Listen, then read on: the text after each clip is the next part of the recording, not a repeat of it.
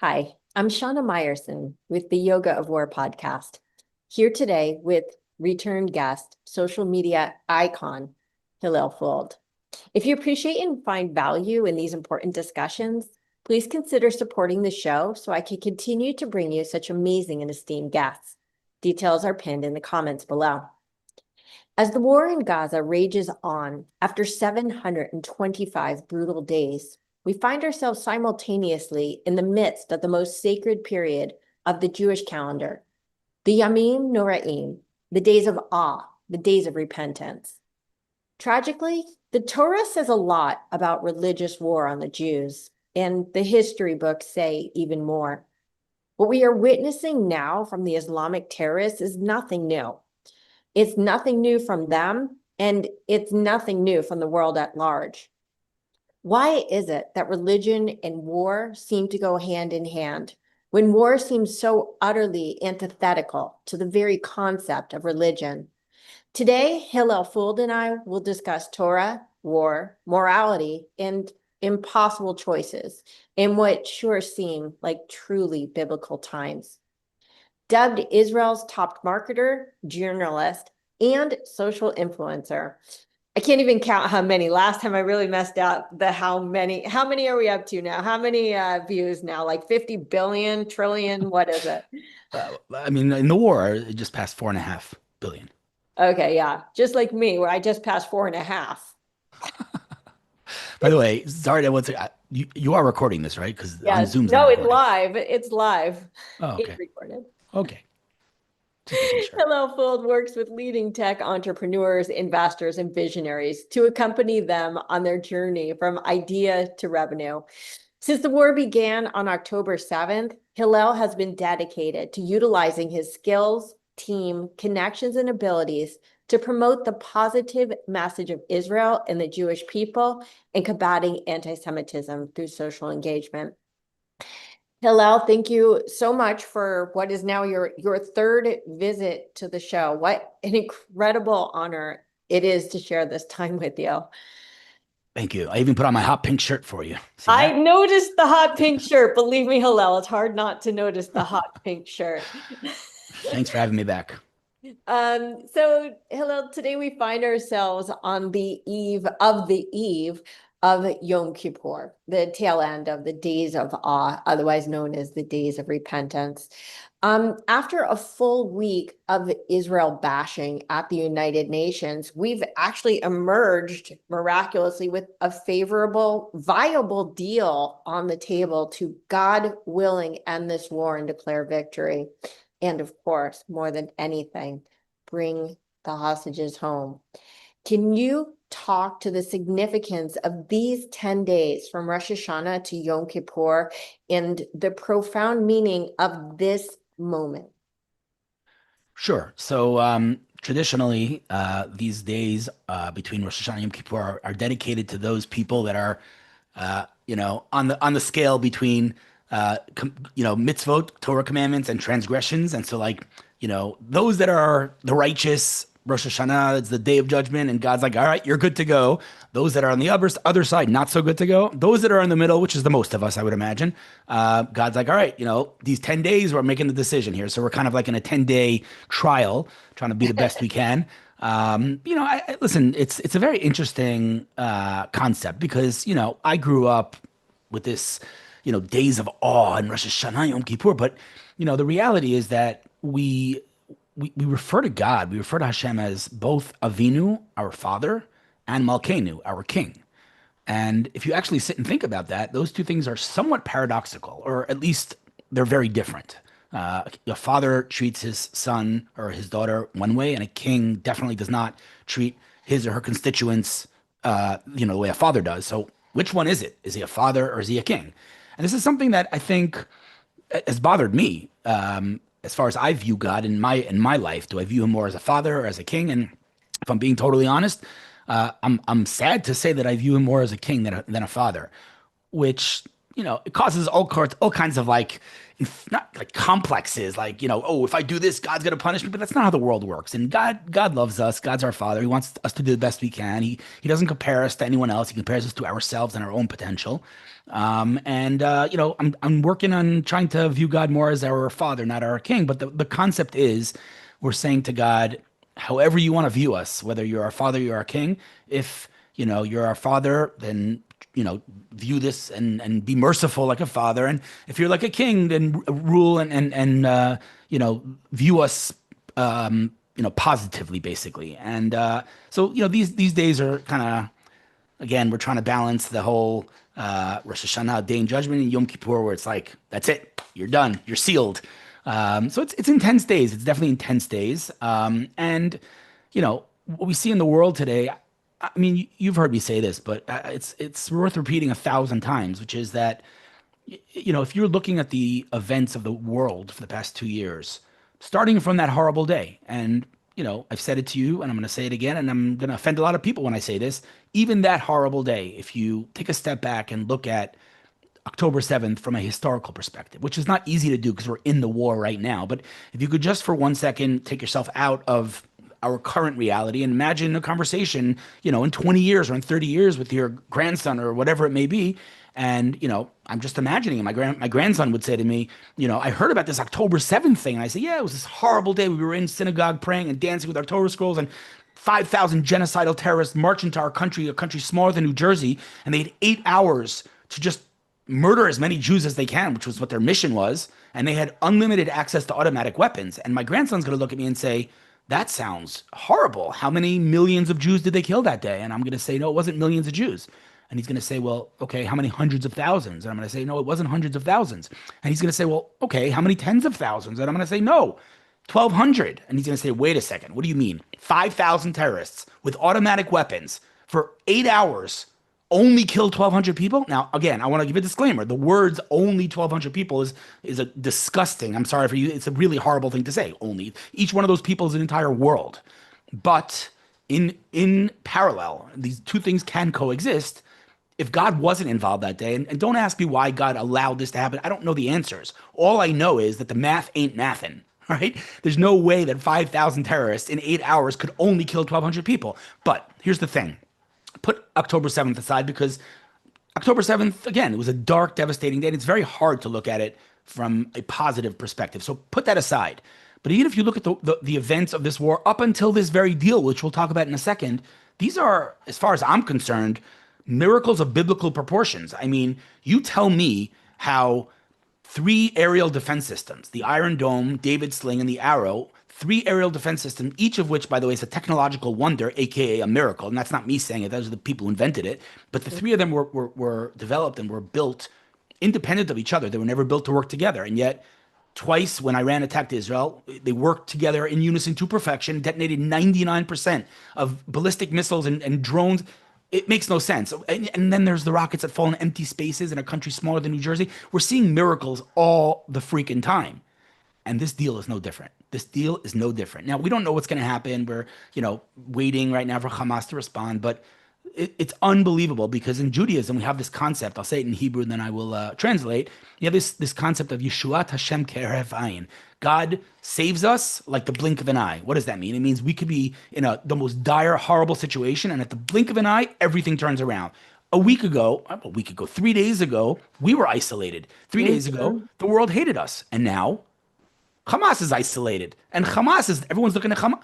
All of a sudden, boom. And, I think, without getting into politics, I think, like many instances, I believe the world was playing checkers and Netanyahu and Trump were playing chess. But putting that aside, it's unbelievable how everything's shifted. Like, it's literally, as far as I'm concerned, the Purim story all over again. 180 overnight. It's unbelievable stuff. Yeah, and it's funny. When you talk about miracles, I mean, yes, okay, yes, it's a jagged pill, the one that you're asking us to swallow, but I understand what you're saying. But But we don't have to go, we could go all the way back in history to literally the first Jew, and the miracles never cease. And I don't just mean like, as you've said before, parting of the Red Sea miracles, but the miracle of Israel in and of itself, the existence in the flourishing and in it, everything defies all odds. And there's got to be both a father and a king involved there. And I always say, because when you say father and king, of course I understand what you're saying, Avinu Malkeinu, right? I mean, this is a big part of our High Holy Day liturgy, but at the same time, both words, even in conjunction, are so desperately insufficient. And I always say that, like, for example, we refer to God as he, and feminists may refer to God as she, but God can't be a he or she because we're trying to anthropomorphize, and I can never pronounce this word, anthropomorphize or whatever, something that is so beyond, right, our human realm, but even our human understanding. And I think we need a new pronoun. As long as we're in the, in pronoun world now, we Right. need a new pronoun for God. Right. Yeah. Listen, I mean, you said it well. We have finite brains, right? God is infinite. So it's impossible for a finite brain to comprehend something that is infinite. And so we have to use words, and it's not just us, by the way. The Torah uses words that itself that make God, humans, just that we can understand what the Torah means. It talks about God's anger, it talks about God's hand, it talks about all kinds of stuff. God sees, and obviously God doesn't have a hand, God doesn't get angry. But again, the Torah talks, and this is a real thing, and this is a real concept in Judaism. And again, in Hebrew, it's HaTorah dibra b'lashon bnei Adam. Torah talks in the language that we can understand. No one should ever, God forbid, misunderstand and think that God, plays by our rules and is a human. Obviously not. But we have to address this entity called God in some way. So we say he, and it's of course not accurate. Yeah. So today I'm going to learn a lot about Torah, so I'm looking forward to it. I did a bunch of research leading up to this, but I'm so curious to hear just your insights on a bunch of different concepts that we see, particularly in Shoftim, particularly in recent days in the Torah, and it is amazing how much these stories of the Torah really, and lessons of the Torah really carry through almost sequentially as we read them week to week in synagogue. You're like, wait, this is happening this week, what? And it always, when I'm sitting there and reading it, going, because the person next to me, she's like memorized the whole Torah, and I'm like, wait, but look, like this, and it's like sometimes I wonder, is it like this every year, or is it only in like apocryphal years that everything really, really aligns like this? Do you feel like, because I remember someone gave me a book of the Rebbe's letters 25 years ago, and they said, don't read it through, read it when you need an answer, and just open, and the answer will be there on whatever page you open to. So I wonder, because it's such a living document, it seems to change every time you look at it. If you, as somebody who's far more immersed in Torah than I do you, like your whole life, do you see these patterns like, oh, this is what's happening this week, this is relevant to today, not today, but today? Yeah. Yeah. Every single week when I write my thoughts on the Torah portion on social media, and I sit and I learn the portion for the 8,000th time, I'm like, how did I never notice this before? Like, what? Like, how did I never read this verse before? I mean, this verse is described what happened this week, and it's almost every single week. And so, one of the silver linings, if I may, of the war for me personally is that the Torah has come to life in a major way, like in a major way. So many different things, verses that I, again, learned my whole life, but never really paid attention to on a deep level, all of a sudden are like yelling at me, like, look at me, this is what's happening. Like, there are 1,000 examples, but I'll give you one example because it's super relevant right now, because Trump said it last night, which is the famous verse that God says to Abraham, those who bless the Jewish people will be blessed, those who curse the Jewish people will be cursed, right? So, again, I read that verse and I moved on with my life, whatever. It didn't affect me in any way. But no matter how you want to look at it, whether you want to look at it from a military perspective, anybody who messes with the Jews does not end up in a good situation, or if you want to literally look at it from a business perspective. And I find this I find this kind of ironic, I guess, for lack of a better term. Like if you look at literally the world's top 5 most valuable companies in the world, they're all companies that have doubled down on Israel. They're all companies that have offices in Israel. They're all companies that are spending billions of dollars in Israel. Apple, Microsoft, Google, Facebook. I mean, it's Amazon, and the list is very, very long. Those are just 5, and there's 50 of them, right? So, you could say, okay, you're reading into things, maybe, or maybe there's some truth to the fact that whoever does stand with the Jews ends up, I don't know, flourishing. And again, Trump said this last night in the press conference that he was talking about making peace with the Arab countries, and he said those countries that have made peace with Israel ended up flourishing, and those countries that have gotten in Israel's face, aka Gaza and Yemen and Lebanon and et cetera, Iran and everybody else, they're not looking too hot right about now. So, that's a verse that I learned my whole life and never paid attention to. Yeah. Yeah. Everyone's paying attention now. So, we're all, of course, praying for this deal. It looks quite amazing, but should it not occur, 1 week from today, we find ourselves at that sad milestone of 2 years since the start of this war, and in most tragically of all, 2 years that 48 hostages, both alive and murdered, are still held in the most brutal, barbaric, and unthinkable conditions in Gaza. Please God, they should come home today. They should come home today. Every single Israeli, from Benjamin Netanyahu all the way down to like the corner barista, wants nothing more than to see our hostages home, each and every one. So today, I want to explore the message of the Torah as they relate to the war, and thought we'd start with Pidyon Shavuim, right? Redemption of the captives. Because Jewish law places tremendous communal responsibility and value on the lives of hostages, just as it does every life, but at exactly what price? Can you talk about this concept of Pidyon Shavuim? Yeah. So, like you said, redeeming prisoners is a very, very, very strong and fundamental pillar of Judaism. I mean, you could see that in the fact that every single morning, every Jew around the world who prays stands up and says 10 blessings, and one of them is Baruch Atah Hashem Elokeinu Melech Haolam. Praise be, God, Matir Asurim, freeze prisoners.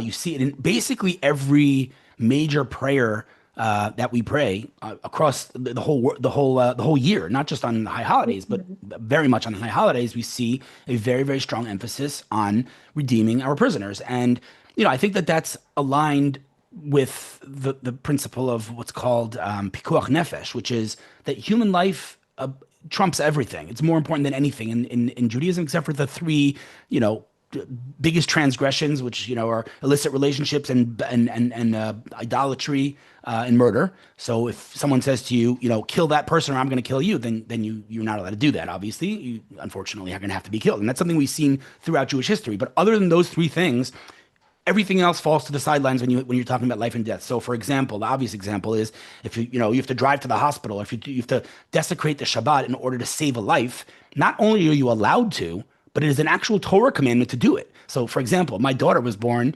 on holiday, and we had to drive to the hospital on Passover on the holiday, which we don't usually drive on.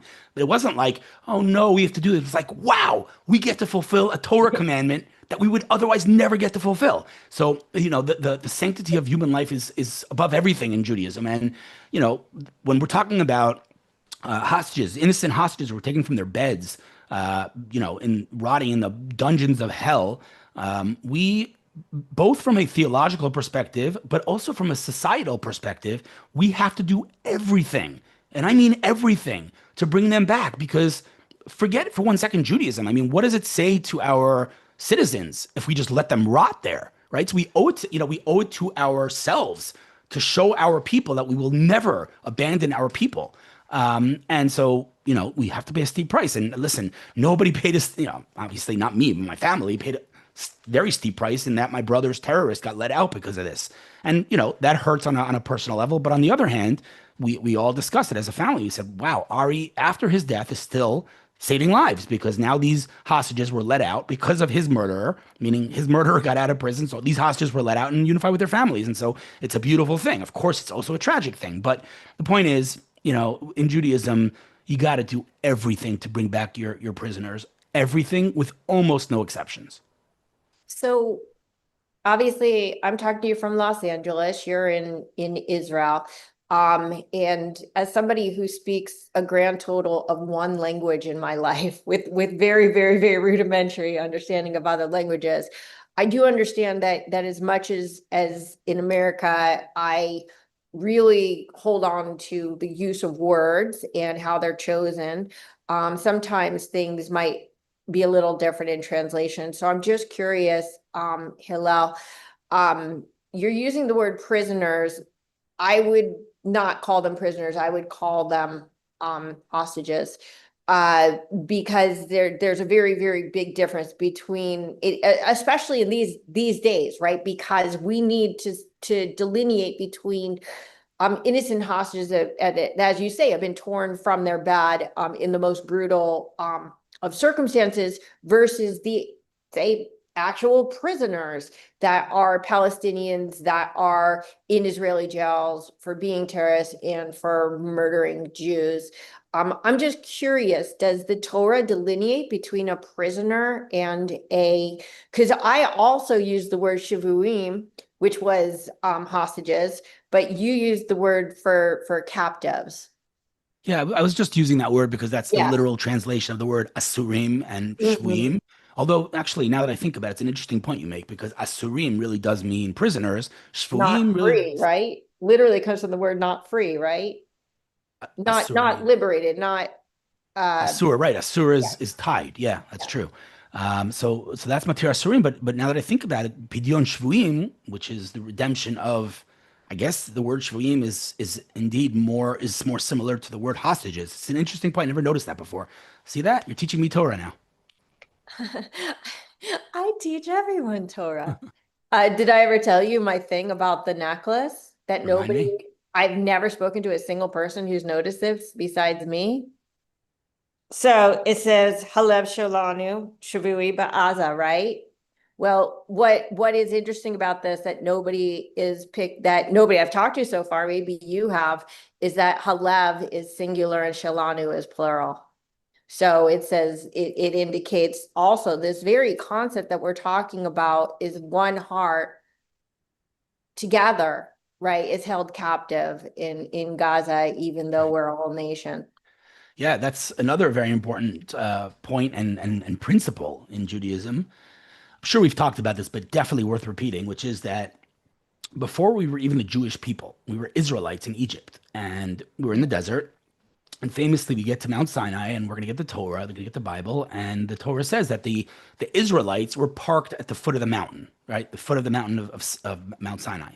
And the Torah strangely uses the word singular. It says vayichan, as in he parked, instead of they parked. There were millions of people there. And it says he parked, which is strange. So the commentary all ask, why doesn't it say vayachnu, they parked? Why does it say vayichan, he parked? And so Rashi, the famous commentator on the Torah, says something. One of the most famous Rashis in the whole Torah, he says, Ki ish echad b'lev echad. They were like one man with one heart. They were unified. They were one. And that's why it says it as a singular. Beautiful. Now, did we talk about this, by the way, last time? Because if not, No, but oh, believe it or not, these are Hebrew words I do understand, even okay, though but I'm I'm Hebrew. about to blow your mind. If I haven't told you this right Okay. now, if I haven't told you this till now, I'm about to blow Okay. your mind. You Like always do. actual, like watch you're gonna get chills in your whole body. Watch this. I'm not even joking. You ready for this? Listen to this. Yes, It's gonna I'm blow your watching. mind. Okay. So, as we said, the way that Rashi describes unity is the word ki'ish. They were like one man. That's how he describes the word ki'ish. That's the way he describes the concept of unity is the word ki'ish, like one man. Now, if you think about an event that took place over the past year and a half in the war, and on that day there was no division in the Jewish people. There was complete unity. Unfortunately, we were all mourning together, but we were together. It was a day when the Bibas family were returned, right? When that day, there was no fighting. We were all one. Do you remember the Bibas family's names off the top of your head by any chance? Sure. Actually, you did tell me this in the Ah, show, but that's okay. It's Yarden, Shiri, Kfir, and Ariel. right. So Kfir starts with Kaf. Ariel starts with Aleph. Yarden starts with Yud, and Shiri starts with Shin. So it's Kaf, Aleph, Yud, Shin, which spells out Keish, like one man, because they made us again like one man with one heart. And it's, to me, like I heard this from a friend of mine. I was like, oh my God, it is so beautiful. But that's another thing. Again, the Torah comes to life. In any case, unity is our identity. Like I said, it's the first thing we knew about our nation is that we were unified. And so our strength is in our unity and vice versa. Unfortunately, when we're divided, we are weak. And we know, I mean, we have documented evidence that Hamas, did what they did on that day specifically versus any other day because they felt like Israel was divided. It was the judicial reform, and we were divided, and that made us weak. And they were right, meaning they were planning, such an attack for a long time, but it happened on October 7th because Hamas saw that we were weak. And so, as a nation, we have to not wait for tragedy to strike for us to unify. Unity is the most important thing, and it doesn't mean we can't have disagreements. It doesn't mean that in a family there's disagreements. There are even fights sometimes, and that's okay as long as we know that we're family. And this week I got to tell you, I had something happen to me. It was really, to me, it was very meaningful, which is that there's a guy who was a friend of mine from the tech world for years, maybe over a decade. And let's just say we don't see eye to eye on politics, and that's the understatement of the century. We go at each other on Facebook a lot, and things get heated. Sometimes words are exchanged, but deep in my heart, I love the guy. Like, he's a friend, but I loathe and despise his opinions, like that level. And anyway, we stayed Facebook friends, but we haven't spoken much because we're both pretty angry at each other. Anyway, the other day I get a WhatsApp message in the morning from this guy. He says, "Hey Hillel, I'm in your town. I'm living in Beit Shemesh. I'm in your city, Beit Shemesh. You up for a cup of coffee?" And I'm like, "Yeah. What the heck are you doing here?" He says to me, "Your pictures in the morning of you praying in synagogue inspired me to wear tefillin, to wrap tefillin again for the first time in forever." And he said, "I came to Beit Shemesh to find you in synagogue and surprise you." And he literally, as funny as this sounds, he literally asked ChatGPT where my synagogue is. And he And found it? no, so ChatGPT gave him the wrong answer, but it was close. Anyway, I said, okay, yeah, let's go have coffee. I was gonna meet him in a cafe, and I'm like, why am I meeting him in a cafe? The guy came all the way out here, come to my house. I welcomed him to my home, and we sat for a good hour. We definitely again disagreed on many things, but we left smiling and embracing and hugging and reminding ourselves that we're family at the end of the day. And that's what we need to do at scale. I don't know how we do that, but there's so much division. And again, I'm not talking about disagreements. It's okay to disagree, but things get really, really heated, and it's terrible to see. I mean, before October 7th, the things that we saw were just things that I couldn't even believe I was seeing, like secular Jews not letting religious Jews pray on Yom Kippur in the streets of Tel Aviv. Like, what? Like, crazy, crazy, tragic things. And again, our enemies smelled it, and they did what they did. Yep. I'm going to just argue once again, as Jew from the diaspora, that I know, soon to be a Jew in Israel, Right. that when you say stand together as a nation, I always think Am Yisrael goes way beyond the borders of Israel. And, there's been so much disaffection across the globe, really, and we all need to stand together. I do want to get back to this point a little later, but before we do, I do want to get back to the concept of redeeming captives, because one interesting point that I found when I was researching this week, this concept, that this is considered to be what's called a quote unquote great mitzvah rabbah, that takes, interestingly enough, the example that was actually written in the piece that I was reading was that it takes precedence even over feeding the poor. Now, this is particularly relevant as Israel has not yet been able to save the last 48 hostages, but it still facilitated 2 million tons of aid to Gaza since October 7th, 2023. And for those who need help with the mathematics of this systematic starvation, that is literally 1 ton of food per citizen of Gaza, because every infant needs 3,000 calories per person per day. So according to friend of this show, urban warfare expert John Spencer. This is significantly more aid than international law requires, or that any other nation in history has ever provided to any enemy in wartime. But I digress. Question. If this is a mitzvah rabbah that returning the hostage takes precedence even over feeding the poor. Sorry, I went on a little bit of a tangent there. Is Israel actually defying Jewish law by putting the needs of the Gazans ahead of those of the hostages? Like, what would the Torah say about feeding the enemy before releasing your captives? Okay, so first of all, we have to be accurate and honest here. That those things, if they were mutually exclusive and you chose that over that, then you'd be right. But it's not Okay. like so that's less of the issue. But the answer to your question is, in my opinion, you'll forgive me for saying so. I'm kind of throwing my government under the bus here. But the answer, in my opinion, is that process of sending in, 2 million tons of aid in the middle of an existential war after what they did to us on October 7th absolutely defies the Torah. It's, I mean, we have a verse, and I think it's in Pirkei Avos. It says that the one that is compassionate to the evil ends up being evil to the compassionate. It's a mission, not a verse. I apologize. And being compassionate to your enemies is not moral. The thing is that sometimes we're too moral for our own selves, and we end up shooting ourselves in the foot. And so, it comes from a place of goodness. It comes from a place of compassion. But like anything, compassion, when taken to an extreme, can become something negative. And so, feeding our enemies this way, irrelevant of the hostages. It's like nothing to do with the hostages because those two things can happen at the same time. But just the fact that we're sending it, the funny thing is that, a big part of why we're doing this is because, oh, the world, they're going to hate us. As if the world's saying, oh, thank you so much, Israel, for sending, like they're still saying we're starving them. So what are we even doing? Like there's no, and the aid is getting stolen by Hamas, documented evidence. Like we're accomplishing nothing. Like it's utterly absurd that we're doing this. And I fundamentally oppose, this decision by the government. Again, I just want to be very clear. Those things aren't mutually exclusive. So I'm not saying that we're choosing sending in aid over rescuing the hostages. If that was the case, then we'd have a bigger problem on our hands. Yeah. Yeah. I guess, Hillel, maybe you could help me with this because I'm unclear as a Jewish, not as a Jewish state, as the Jewish state, even in America, right? Like anybody who pays attention knows that our legal system is built upon the concept of Torah, right? The rules of Torah, the commandments are basically Western values. It's where law comes from. I'm wondering though, how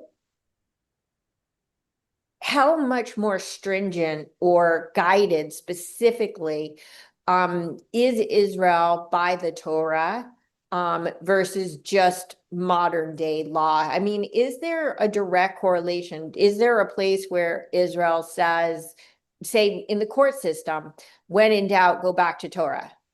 Is that even a thing? Yeah, so it's a very good question. It's a nuanced situation. First of all, Israel's not, a halachic country. We're not a religious country per se. So, we're not going to say, oh, what does the Torah say about this? Absolutely not. That's not how Israel's run. That being said, there are Torah principles embedded into the Israeli system, and this manifests in a zillion different ways. Anything from not having public transportation on the Sabbath to the government funding Torah learning for the ultra-Orthodox and a million other examples. So Torah is very much present, embedded in the system, but it's not a religious country. No one's going to come and say you have to keep Shabbat, or like, for example, you can't bring in chametz on Passover. I don't even know how to call what do you call chametz in English? Bread. Whatever. I mean, it's bigger than bread, but it's Right. bready things. Anything that rose. Yeah. So you're not allowed to bring that to official, hospitals that are funded by the government. So, so there is there's a Jewish like taste to many things in Israel, but it's not a religious country. So, again, if a person, wants to go to the beach on Shabbat, I'm not going to say you're not allowed to go to the beach. I'm not going to pay for your bus, but everyone's free to. It's a free country. Everyone can do whatever they want, and we see this again across the board. Whether it's certain things and certain parades that are the Torah doesn't support, of course Israel allows and promotes and is proud of. So this is a democratic, a liberal democracy, and it's a democracy, but it's also a Jewish democracy, which is again, it's a fine line. It's a balance that Israel has to strike, and it's not an easy balance because I think most of Israel's challenges, internal challenges, stem from this exact paradox. Because are we Jewish or are we democratic? Right? Those two things don't really coexist perfectly. So Israel's trying to be both, and one might say it's not really being either, right? And so a lot of, I would say, the ultra secular parts of the population in Israel, like they want this to be a liberal democracy, like any liberal democracy. They don't want to have Torah taught in schools. They don't want to have it, they don't want to keep Shabbat, and that's so they want public transportation.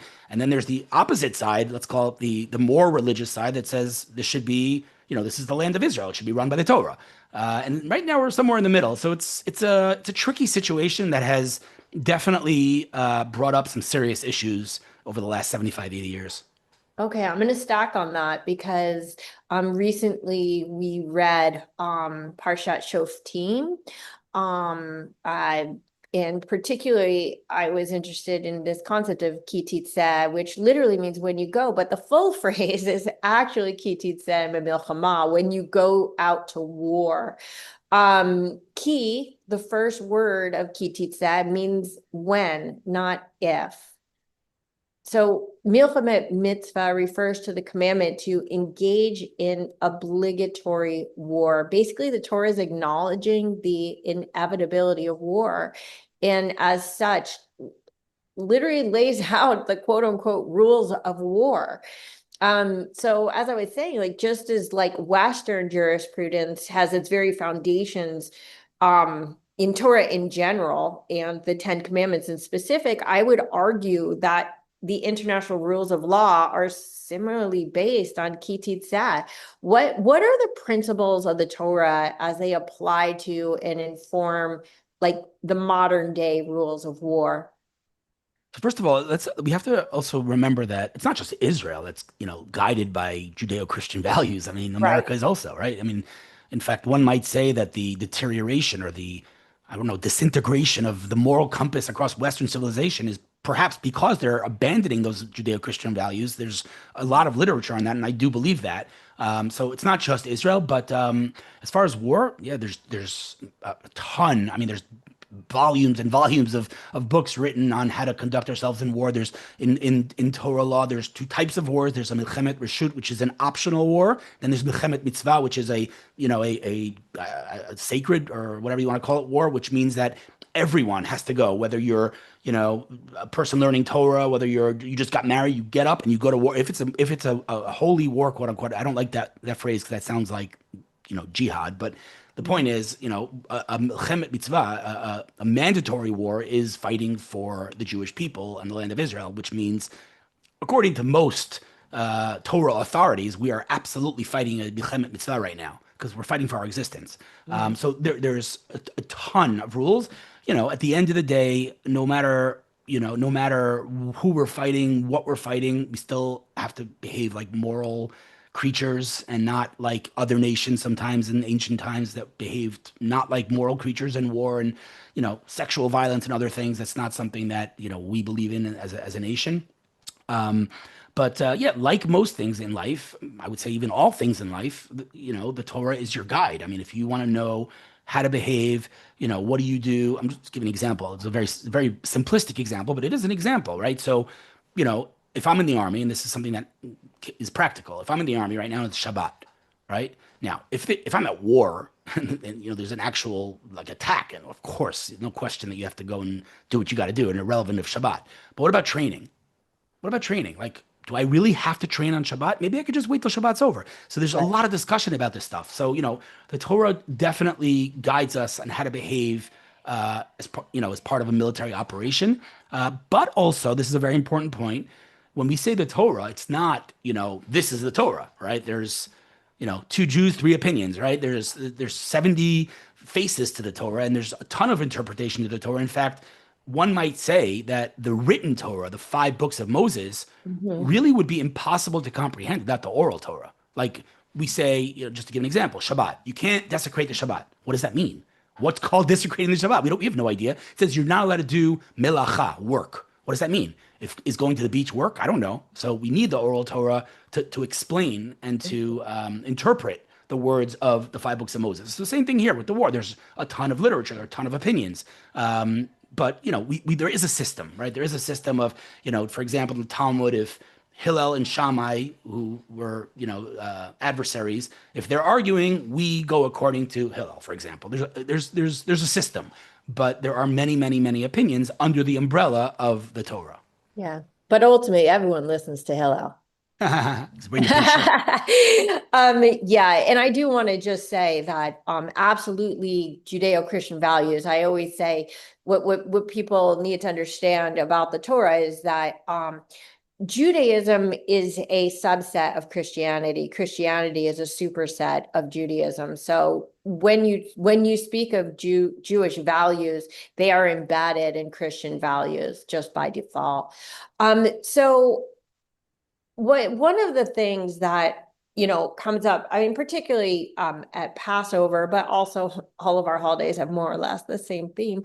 But it says more than once in Jewish liturgy that our enemies will forever rise up against us and seek to destroy us.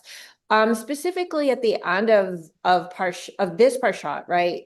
In Zachor, it says to remember what Amalek did to us. Now, this statement has gained particular notoriety as both Netanyahu and various ministers have invoked it. So can you help us out, Hillel? What does remember Amalek mean? Why is it's not just in the Torah, but I always sort of giggle, particularly this last week's parshat, that they're cliffhangers. Like this last one says, like, here's the poem, and then it stops. And it's like, you'll find out next week. But this concept of remembering Amalek it's the end of the parsha, and it's like then we'll go forward. So it's obviously a very important concept. What is this concept? Why has it riled so many feathers? Okay, so a few things. First of all, I'm going to just strengthen your question. Not only is it placed in a very significant place, but it's actually the only portion, the only section of the Torah that's an actual Torah commandment to read. Like when we recite the Torah portion in synagogue, that's a decree by the rabbis, a later, meaning the oral Torah. But reading the portion of Amalek is an actual mitzvah from the Torah. It's very significant. And so the question is, of course, why?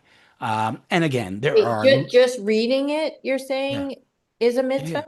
The Shabbat before Purim, Yeah. before we have the Purim story, we read that verse in synagogue, and it's a actual mitzvah that every man, woman has to be in synagogue and hear those words, which is again Okay. just to those that might be watching, just who aren't familiar. I mean, Amalek was a nation that when the Israelites left Egypt, they were on their way to the promised land.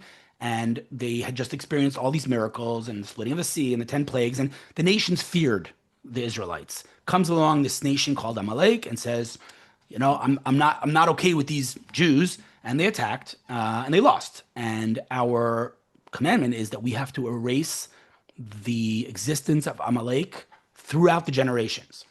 So just to be clear and why this is so controversial, and I'll explain to you why it's actually not controversial. The commandment is literally to kill every single Amaleki. I'm talking men, women, children, like literal kill them all.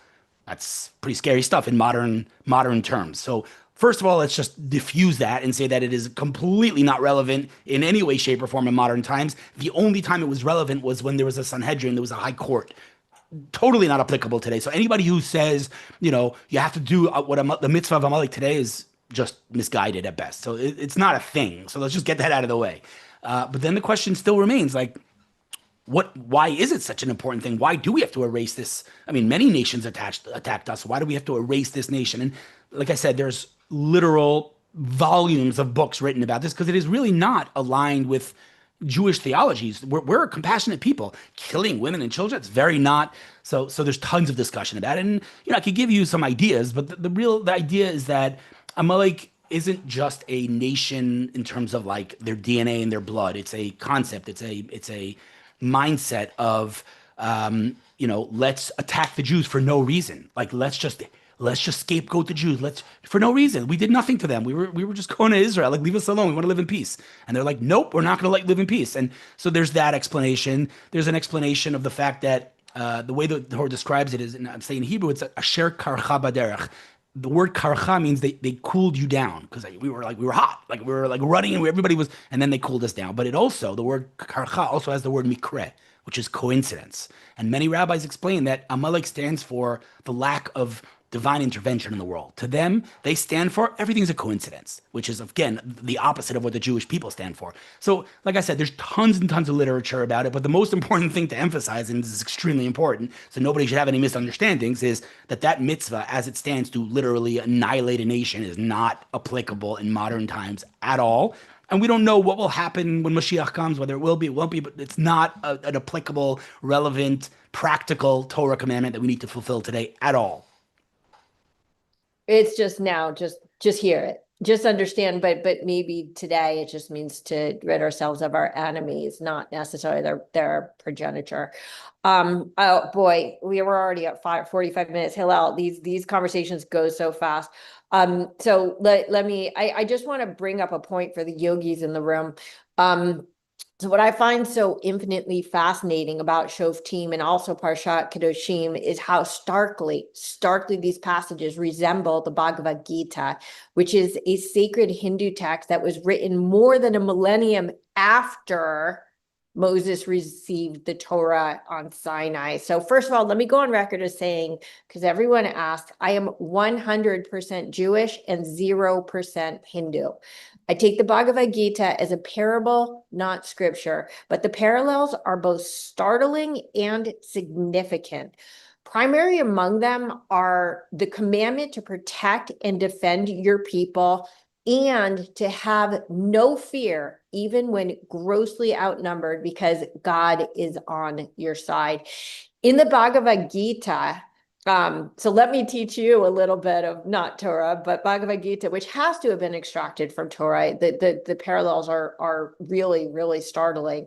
But the protagonist, Arjuna, in light of his commitment to what's called ahimsa, nonviolence, he did not want to fight a battle against his family. It was actually from another clan within his family. But he was told by Krishna that it wasn't a choice, but an obligation to defend his people. And just like the Torah, when given the option of an army of tens of thousands of men and beasts, or only God on his side, he chose God. So I do want to just briefly, so that's the yoga part. Let's get back to the Torah part. And you touched upon this in the beginning. How do these concepts of war and religion reconcile when ultimately the pursuit of religion is the pursuit of godliness? I'm not sure I understand the question. Where's the contradiction here? Well, if to be godly is to be good, right? Is to achieve the highest kindness in all that is virtuous in the world. Most of the world is watching the war in Gaza in real time. It's horrific. It's horrific to watch. Forget about the lies, the propaganda. I'm talking about the visuals. So the destruction that's caused by war, how do we reconcile that with the godliness of being a light upon the nations? So when I asked what the contradiction, it was kind of a rhetorical question. I understand what you're saying, but I'm going to push back on the premise because eliminating evil is not immoral. Eliminating evil is the epitome of morality. Obviously the simplistic example is you kill Hitler. Killing the Nazis, winning World War II, was that evil? Of course not. Millions of Germans died. Horrible visuals. We didn't have social media back then, but it was horrible. Millions of Germans, Japanese. Is all war bad? It's not fun. I don't like war. No one likes war. But eliminating evil is the epitome of morality. In fact, there is an actual verse in Mishlei, Proverbs, that says, Ba'avod Risha'im Rina, when evil ones are lost, we rejoice. Because when evil is eliminated, that's not, there's no need to reconcile that. That is the epitome of godliness. God is good, and therefore, his creatures are supposed to be good, and those who chose evil are supposed to be held accountable. Now, again, to be clear, so no one should misunderstand what I'm saying. No one's saying that I should walk around, again, murdering people on the street because I don't like what they stand for. That's not what we're saying. But in a war, if evil is eliminated, and I think we can agree that this war is justified, if there's ever been a justified war in the history of the world, I don't feel the need to reconcile the fact that there's destruction in Gaza. That I don't lose sleep over that. I think, if I may push back even more, I think that I'm not saying this about you. I'm saying in general, when I get pushbacks from Jews who again, who comes from a good place, they're compassionate, who come and say to me like, how could you do this? It's not what we stand for. Yeah, it is what we stand for. We absolutely do stand for making the world a better place. And there's countless examples in the Torah, in the actual 5 books, where it says, "Uviarta harami kirbecha," you should eliminate the evil from within you. It's a Torah principle. So there is no need to reconcile. There is no contradiction. It is exactly aligned. God is good. God made the world good, and his creatures should choose the right path. And those that don't are to be held accountable. Amen. And I do want to say that another concept that we have in both Torah and in the Bhagavad Gita, when they talk about war, is that this is not just like kinetic military war, but it's also about the struggle that we have within us. And that we're constantly Israel, the name Israel means to struggle with God, right? And so I want to just circle back. One last question that comes back to something you said earlier and ties into this is that we are living in a largely post-religious society.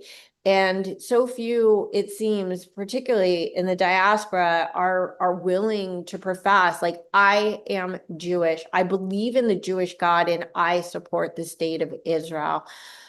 So in your words, Hillel, why does religion matter, and how is God relevant in this age of scientific atheism and objectivism?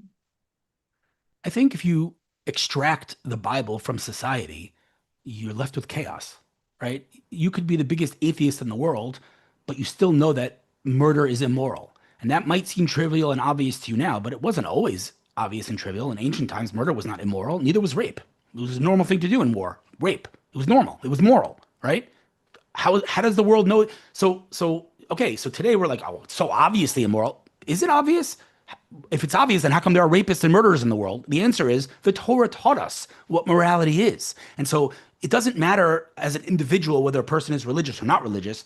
If they're a moral human being, they might not know it, but they are guided by Judeo-Christian values. And that is based on the Torah. So, you can't really live a moral life without Torah principles. Now, again, if a person wants to be individually secular or doesn't believe in God, that's no judgment. I mean, on a personal level, it boggles my mind how, if you'd be walking on the beach 10,000 years ago and you'd pick up a whiskey bottle. You'd see a whiskey bottle on the beach. You pick it up, you'd see the whiskey inside, you'd see the label, no normal person would ever reach the conclusion that that whiskey bottle just came to be. Clearly, there's a factory somewhere. Clearly, someone's running that factory. And yet we look at the human eye. We look at the galaxy. We look at every little molecule, every little...